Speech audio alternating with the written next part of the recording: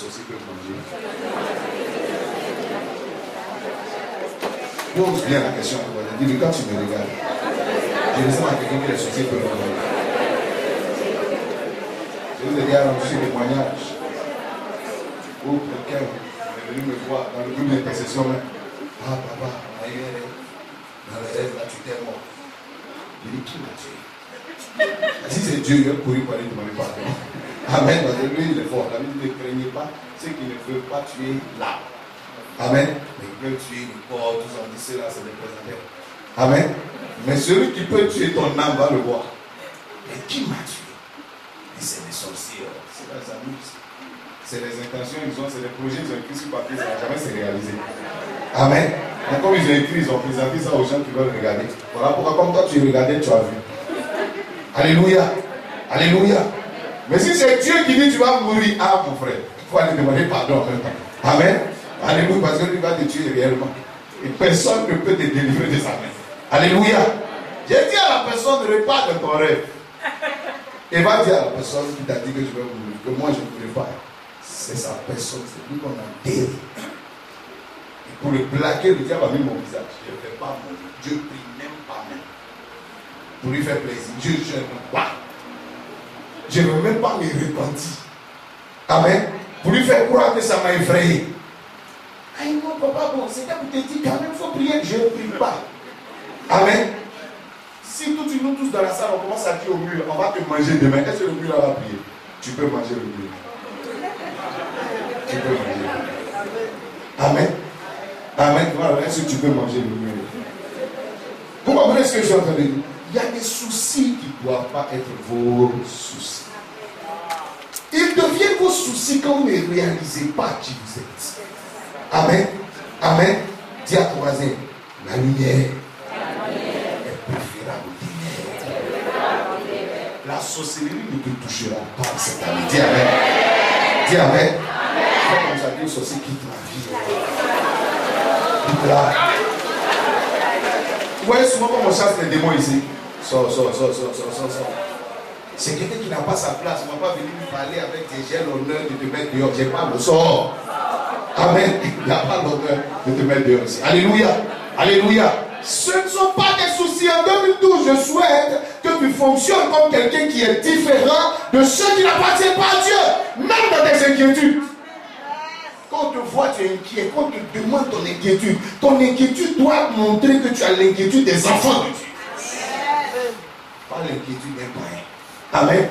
Pas le souci d'un païen. Qu'il y ait une différence entre toi et le païen. Amen. La manne est une garantie pour toi. Dis Amen très fort. Dis Amen très fort. Ma prière, c'est que cette année, tout ce qui est miettes disparaissent de vos vies. Les miettes en matière de salaire, les miettes en matière de maison, en matière de traitement, en matière de joie, en matière de paix, en matière de bénédiction, en matière de vêtements, que les miettes disparaissent de vos vies et vos talents commencent à s'ouvrir devant toi. Que les meilleures bénédictions, les meilleures activités, les meilleurs postes soient réservés. Dis Amen. Dis Amen. Dis à ces miettes-là hors de ma vie. Dis sortez de ma vie. Quittez ma vie en cette année. Cette année est une année de gloire. Vous n'avez rien à faire dans ma vie. Il n'y aura plus de miettes de financement dans ta vie au nom de Jésus de Nazareth. Où on te finance, où on ne te finance pas. Où on te paye, où on ne te paye pas. Où on te lève, où on ne te lève pas. Où on te bénit, où on ne te bénit pas. Dis Amen. Dis Amen. Dis Amen. Regarde les miettes qui sont dans les mains de ton voisin. Dis à ton voisin, c'est pour qui tu as réservé ça? Dis-le, c'est pour qui tu as réservé ça? Alléluia. Dis à ton voisin, les miettes de respect ne me les donne pas. Respecte-moi. Parle à ton voisin, ça c'est ton voisin. Dis-lui, respecte-moi. Dis, respecte-moi.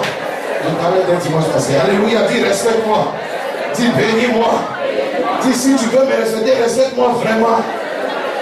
Si tu veux me considérer, considère-moi vraiment. Si tu veux me bénir, bénis-moi vraiment.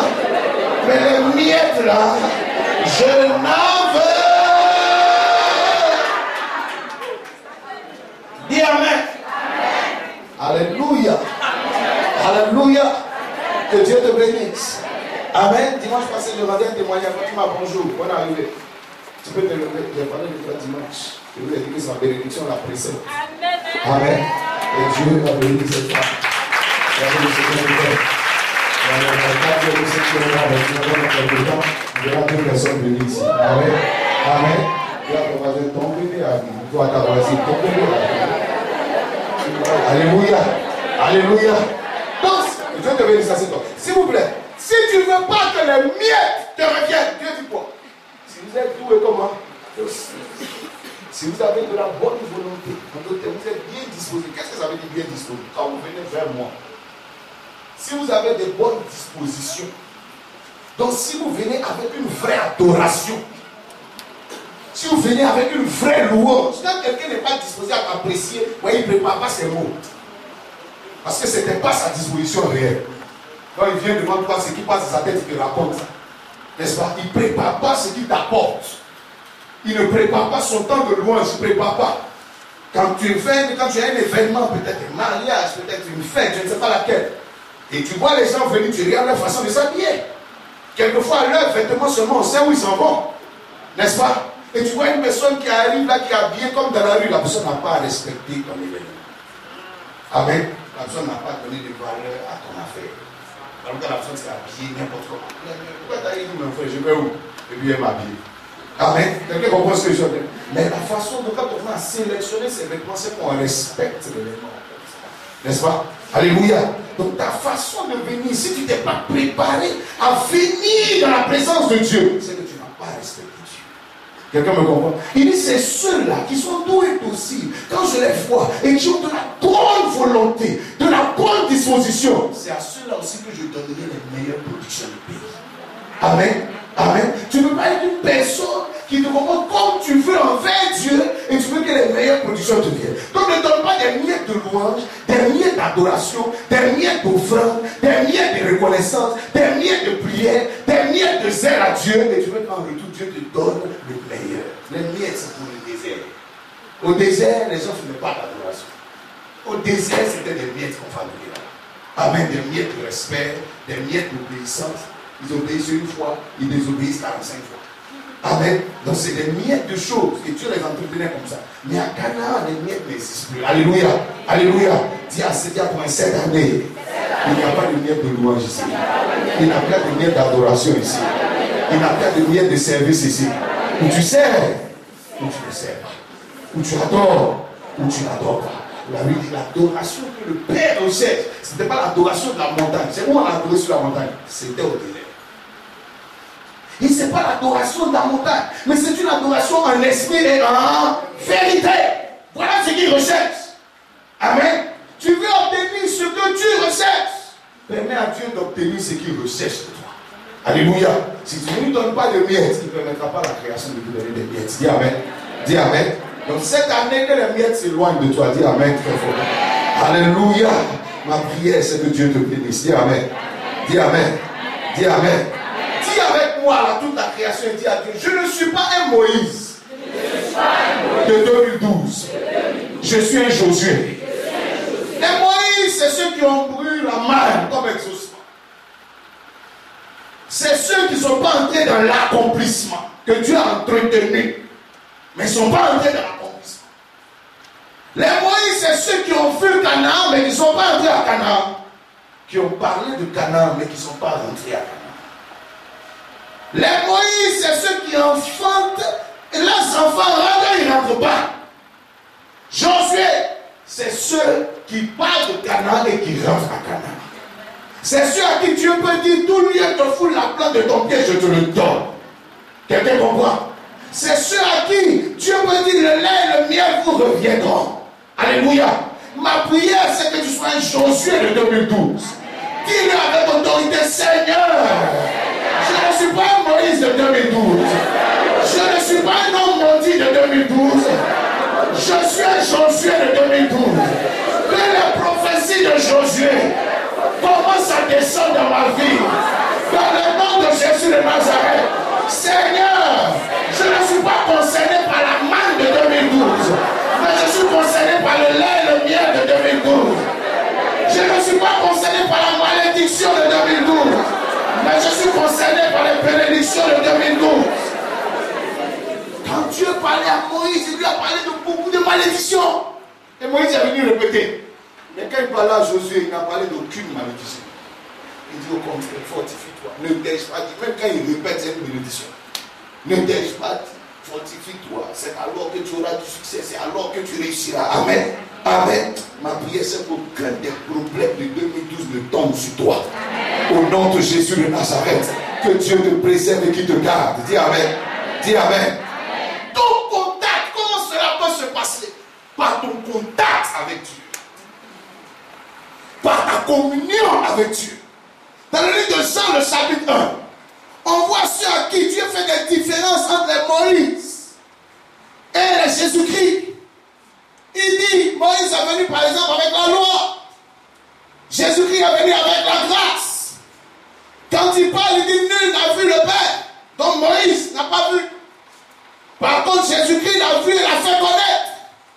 Mais comment est-ce que toi, tu peux réussir à apercevoir, à avoir accès aux bénédictions, aux meilleures bénédictions de 2012, aux meilleures que Dieu réserve, par la qualité de ton contact avec lui? Vous savez, tous ceux qui ont contact avec Dieu, même un contact indirect, parviennent à une certaine gloire. Alléluia. Regardez par exemple un homme comme Pharaon. Il a eu un contact indirect avec Dieu au travers de Joseph.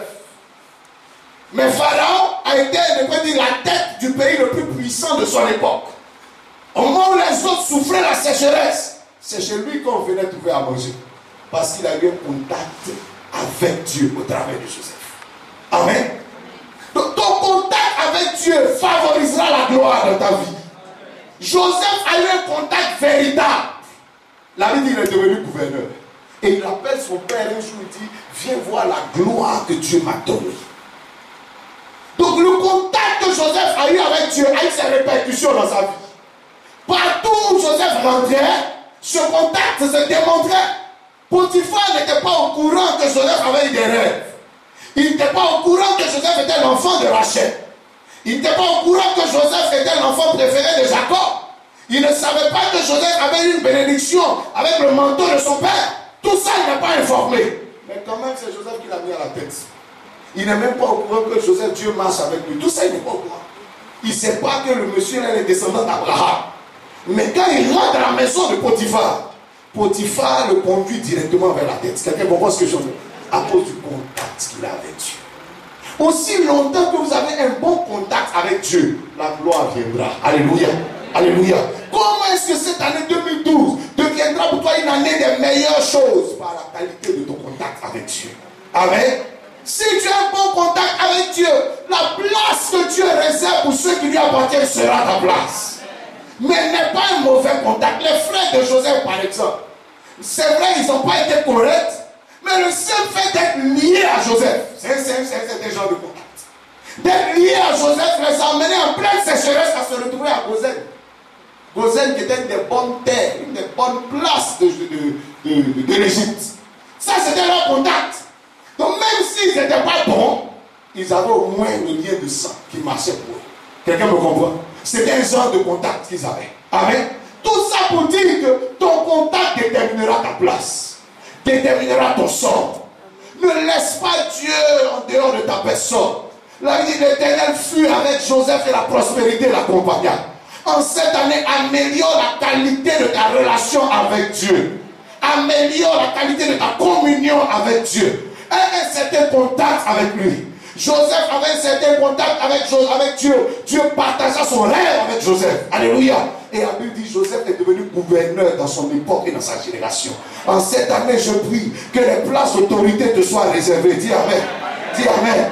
Développe ton contact avec lui. Développe ton contact avec sa parole. Développe ton contact avec son œuvre. Il y a des gens, vous voyez, qui touchent à peine à l'œuvre de Dieu. À peine à l'œuvre de Dieu. Ils n'y entrent pas. Ils n'y travaillent pas.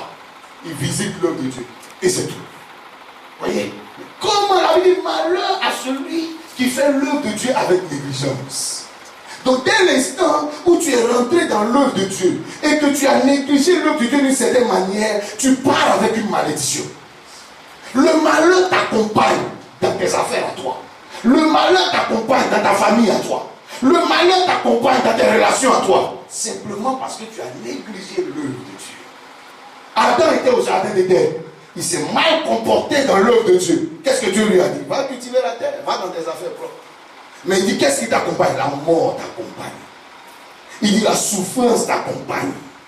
Tu vas planter, tu vas voir que au lieu de récolter, c'est des ronces que tu vas voir, des épines que tu vas voir. Donc la déception t'accompagne. Simplement parce qu'il a négligé l'œuvre de Dieu. Beaucoup d'entre nous, vous voyez, on a un faux contact avec l'œuvre de Dieu. Vous voyez, quand une lumière, vous voyez, quand on prend un appareil, un mauvais contact, vous voyez, ça ne marche pas bien. Il y a des gens comme ça qui ne fonctionnent pas, dans un faux contact avec Dieu. Donc l'énergie de Dieu, la puissance de Dieu, comme quand il y a un faux contact avec l'électricité, vous voyez que ça ne marche pas correctement. Donc la puissance de Dieu qui devait t'accompagner, cette énergie qui devait t'aider à fonctionner dans tes affaires, ne vient pas correctement. Parce que le contact n'est pas bon. Je parle à quelqu'un, dis à ton voisin, quel est le niveau de contact que tu as avec l'œuvre de Dieu? Tu es qui dans l'œuvre? Amen. Tu fais quoi dans l'œuvre de Dieu? Quelle est ta place? Il y a des gens qui ont un mauvais contact avec Dieu dans son œuvre. Donc Dieu te regarde, il te voit comme un visiteur de sa maison. Amen. Tu te promènes et puis tu prends ta route, tu t'en vas. Mais tu n'es pas acteur. Tu ne travailles pas là. Tu ne produis rien pour lui. Sur la terre, il y a différentes œuvres. Il y a l'œuvre de Dieu, il y a l'œuvre du diable, il y a tes œuvres, il y a l'œuvre de ta famille, etc., etc. Et chacun de nous participe à différentes œuvres. Tu bâtis un peu pour ta famille, tu bâtis un peu pour toi, tu bâtis un peu pour une entreprise dans laquelle tu travailles. Il faut bâtir pour Dieu. Salomon dit tout le reste est vanité. C'est ce que tu as fait pour Dieu qui t'attend dans les cieux. Je parle à quelqu'un. Sinon tout le reste, ce que tu vas faire pour n'importe quelle boîte ici sur la terre ne t'accompagne nulle part. Même si Coca-Cola t'a célébré au ciel, on ne connaît pas Coca-Cola. Quelqu'un comprend ce que je suis en train de dire? Ce qui t'accompagne, c'est ce que tu as fait dans l'œuvre de Dieu. Jésus-Christ dit t'attends avec tes œuvres. Amen. Amen. Quel est ton contact avec l'œuvre de Dieu? Il y a des gens qui ont un faux contact avec la parole. Il ne la médite pas, il la soulève, il la transporte, c'est tout. C'est un faux contact. Il ne la connaît pas. Donc il est en contact avec elle, mais il n'est pas en contact avec sa sagesse. Il n'est pas en contact avec sa connaissance. Il n'est pas en contact avec ses principes. Josué, Dieu dit à Josué, regarde, un bon contact avec ma parole. Médite-la et pratique-la. Quand Josué sort, on sent sa façon de fonctionner. Tout le monde sait que ce monsieur, il a eu contact avec la sagesse de Dieu. Parce qu'il opère comme Dieu veut qu'on opère. Amen. Amen. Quel est ton contact avec Dieu lui-même, avec sa présence? Il y a des personnes, quelquefois, qui se retrouvent à une réunion avec toi. Mais quand tu les regardes, tu sais qu'ils ne sont pas là. Tu sais que ces personnes-là elles ne sont pas là. À la fin, on lui demande, qu'est-ce que tu as retenu? Ah, mon frère, j'étais assis là-bas, moi j'attendais que ça finisse. Et quelqu'un comprend? Tu as un faux contact avec la présence de Dieu. Quelle est ta communion avec lui, ton temps de prière? Sur toute l'année, est-ce que si on compte le nombre de temps le temps que tu as passé de la présence de Dieu, ça fait combien de temps? Tu as prié combien de temps? Il y a des gens, même moi, si tu as trop prié, c'est 2 heures. Et puis c'est tout. Maintenant, tu trouves des histoires pour couvrir. J'entendais quelqu'un dire, c'est pas la prière qui fait. Je n'ai pas besoin de prier beaucoup. Et Dieu, Jésus-Christ nous a dit de prier sans cesse. Je dis, toi, tu n'as pas besoin de prier beaucoup. Donc tu es plus grand fils que Jésus-Christ lui-même maintenant. Parce que lui-même, il a prié. Amen. Il ne faut pas justifier tes paresses spirituelles par des versets qui n'existent pas. Alléluia, c'est pas la prière qui fait. Moi, tout le temps, j'adore. Il y a une différence entre l'adoration et la prière. Je parle à quelqu'un. Amen. Moi, tout le temps, je lis la Bible. Il y a une différence entre lire et puis prier. Jésus-Christ était la parole, non la lecture, c'est lui-même. Mais il priait. Élie priait. Amen. Quel est ton contact avec Dieu? Joseph rentre dans la présence de Dieu. Quand il reçoit avec des révélations correctes. Mon frère, si tu n'es pas allé chez Dieu, il ne peut pas te parler. Je parle à quelqu'un. Amen. Oui, il y a des révélations pour les obtenir. Des fois, tu as dû prier 4 ou 5 jours. Tu cherches Dieu. Il te donne de ces choses-là. Tu sais qu'il n'a pas envie de te parler. Je dis, parle-moi. Tu me montres là, c'est ce que tu montrais à Aaron et puis à Myriam. Je ne veux pas. Amen. Dis-moi la vérité. Jusqu'à ce qu'il ouvre sa bouche. Dieu parlait à Abraham, il dit, viens, regarde le ciel et la terre. Un matin, Dieu dit à Abraham, à quel signe je serai pour me dire la vérité. Et Dieu lui dit, viens. Et maintenant, Dieu lui dit, là, vous savez que Dieu lui dit, il dit, sache que tes descendants seront esclaves 400 ans. Est-ce qu'il lui disait ça avant? Ça, il ne l'a jamais dit. Mais avant, il dit, tes descendants seront comme les étoiles de la terre. En tant qu'il voit qu'il y aura une affaire d'esclavage. Amen. Mais il va dire, je te bénirai.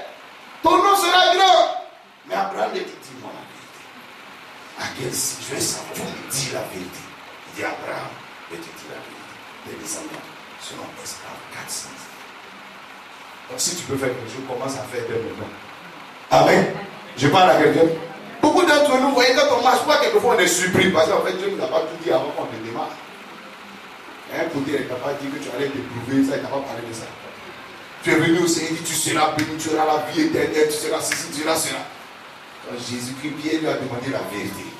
Il dit, tu auras des biens, tu auras des maisons, tu auras des amis. Et après, il s'arrête, avec des persécutions. Amen. Vous voyez, il dit des. Et il n'a pas dit quelle persécution. Il y en a tellement. Il n'a pas dit 2 ou 3. Il dit des. C'est pour toi, tu souffres comme ça. Amen. Chacun de nous a sa part de persécution. Alléluia. Alléluia. Alléluia. Il y a ton contact avec Dieu. Si tu as un bon contact avec Dieu, tu vivras. Regarde. Voici le directeur. Tu veux un directeur de quoi? Je dis de son entreprise, je ne sais pas ce qu'il va. Voici un directeur. Donc voici un directeur d'une grande structure. N'est-ce pas? Et puis, lui, il ne travaille pas. Il vient me voir. Papa, je veux travailler. Amen. Si j'ai un bon contact avec ce monsieur, je peux lui dire, t'inquiète pas. C'est pas ça. Tout dépend de mon contact. Mais il est venu voir. Lui, il n'a pas un bon contact. Qu'est-ce qu'il va lui dire? Ah, je vais voir. N'est-ce pas?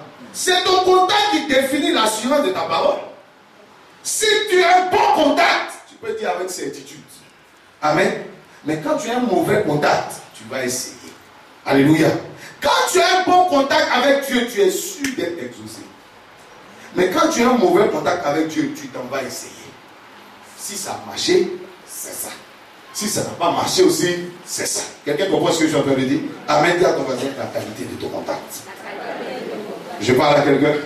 En cette année, la qualité de ta joie, de tes bénédictions sera liée à la qualité de ton contact avec Dieu.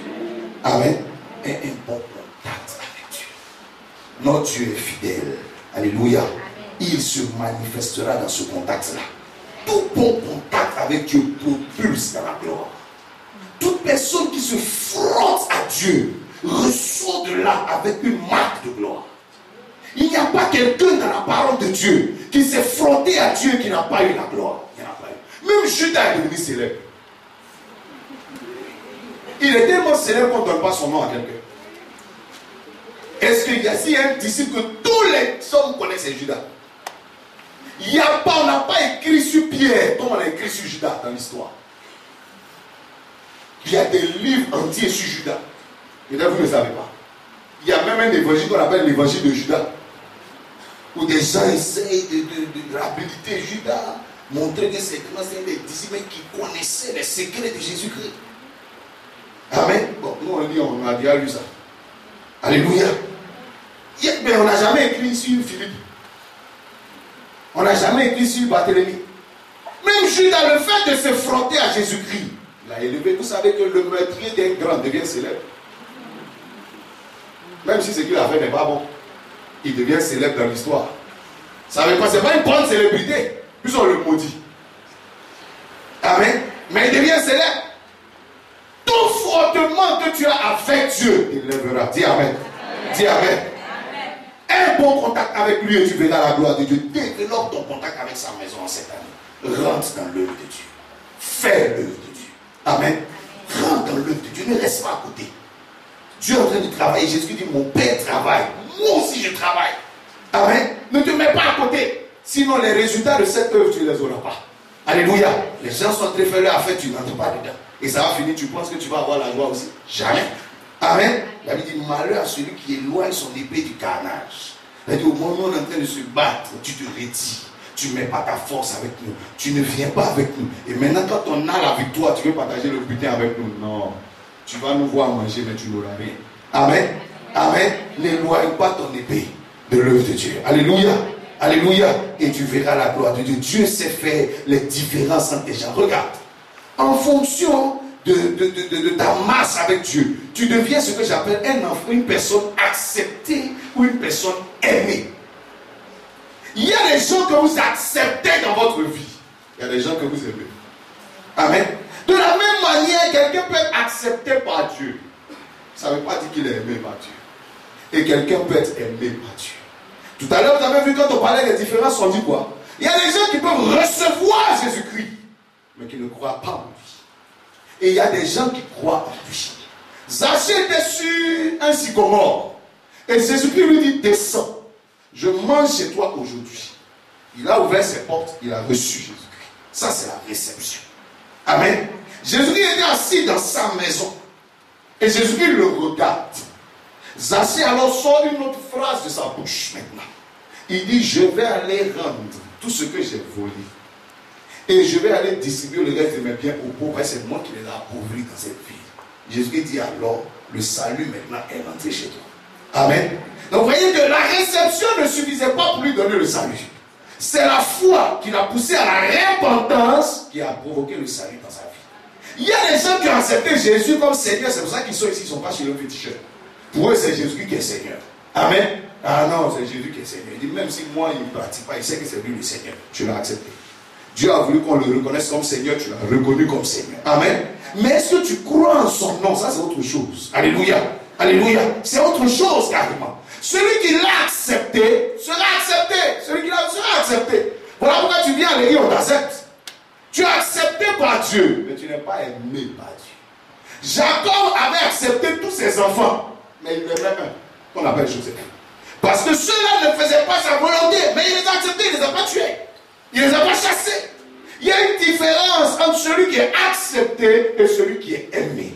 Celui qui est accepté n'aura pas le meilleur. Ismaël était comme un enfant accepté. Dieu et Abraham insistent pour qu'Ismaël soit béni. Dieu dit, il n'y a pas de problème. Je vais le bénir à cause de toi. Mais de quelle bénédiction? Du désert. Et il éloigne Ismaël dans le désert. Il dit, lui aussi deviendra un peuple nombreux, etc. Tout. Mais par contre, je ne ferai pas mon alliance avec lui. En d'autres termes, je ne l'aime pas. Amen.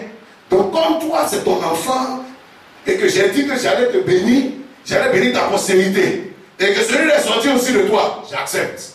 Mais c'est ma volonté permissive. Amen. Mais par contre, Isaac sera l'enfant que je vais aimer. Quelqu'un comprend ce que je suis en train de dire? Et avec Isaac, il fait son alliance. Ma prière, c'est que tu ne sois pas un Ismaël de 2012, mais que tu deviennes un Isaac de 2012. Dis Amen très fort. Les exigences qu'on donne, regardez, lorsque Ismaël naissait, Abraham n'était pas circoncis. Il n'y avait pas de marque de circoncision, il n'y avait pas de marque d'alliance avec Dieu. Donc c'est un enfant que Dieu ne reconnaît pas. Mais lorsque Isaac va devoir naître, Dieu met Abraham en règle. Et il peut passer d'abord par la circoncision, donc de l'alliance. Donc Israël est le produit de la liée de Dieu. D'une alliance de Dieu. Lorsqu'Ismaël naissait, Dieu n'a pas eu d'intervention. C'est entre eux là-bas avec Agar, elle était féconde. Allez, il a fait se faire rapidement, Ismaël est né. C'est le fruit de l'homme. C'est le fruit de l'intelligence humaine. C'est le fruit des possibilités naturelles de l'homme. Mais lorsqu'Isaac devait naître, Dieu a participé à la naissance. Abraham, Isaac était là. Abraham et puis Sarah étaient là. Dieu est rentré et dit, où est Sarah? Et c'est les trois qui se sont entendus pour que l'enfant naisse. Il dit, l'année prochaine, tu auras un enfant. Amen. Sarah refuse, il invite dans l'affaire, il dit, non, tu auras un enfant. Il dit, je reviendrai, tu auras un fils. Donc c'est leur enfant, les trois. Quelqu'un comprend ce que je suis en train de dire? Voilà pourquoi à un moment donné, il peut le réclamer à Abraham. Vous avez bien joué avec lui maintenant. Vous avez profité de lui. Offre-moi aussi en holocauste. C'est mon enfant, moi aussi. Quelqu'un comprend ce que je suis en train de dire? Il a participé entièrement. C'est un enfant aimé. Ce n'est pas un enfant accepté. Je parle à quelqu'un. Amen. C'est un enfant accepté, désiré même, si on pourrait dire. Et donc aimé par Dieu. Alléluia. Lorsque Jacob a eu tous ses fils, si vous regardez bien, le fils qu'il attendait, c'est Joseph. Ouais, c'est cette femme qu'il aimait, c'est Rachel qu'il aimait. Sinon les autres là se sont imposés à lui parce que bon, c'est un homme fécond, c'est tout. Sinon lui, il ne pensait pas à Bila. Mais en attendant dans sa solitude, si Bila est là, il a eu des enfants. Il n'attendait pas, comme Zilpa. Mais en attendant dans sa solitude, Zilpa s'est présenté, il a eu des enfants. Il n'attendait pas Léa non plus. Mais c'est Rachel, il attendait. Voilà pourquoi quand l'enfant de Rachel arrive, qui est aussi d'ailleurs un enfant miracle, il aime cet enfant. Amen. Ma prière, c'est que cette année, tu ne sois pas une personne acceptée dans l'œuvre de Dieu, mais que tu sois une personne aimée par Dieu. Dis Amen. Les exigences sont différentes. La preuve qu'Ismaël devait choisir la personne qui va épouser, Abraham n'a pas participé. Mais quand il était question du choix, de l'aide d'Isaac, avait dit Abraham a fait jurer son serviteur Eliezer. Il dit, va dans ma terre à moi. Ne prends pas n'importe qui, ne prends pas de femme ici. Ne fais pas cela.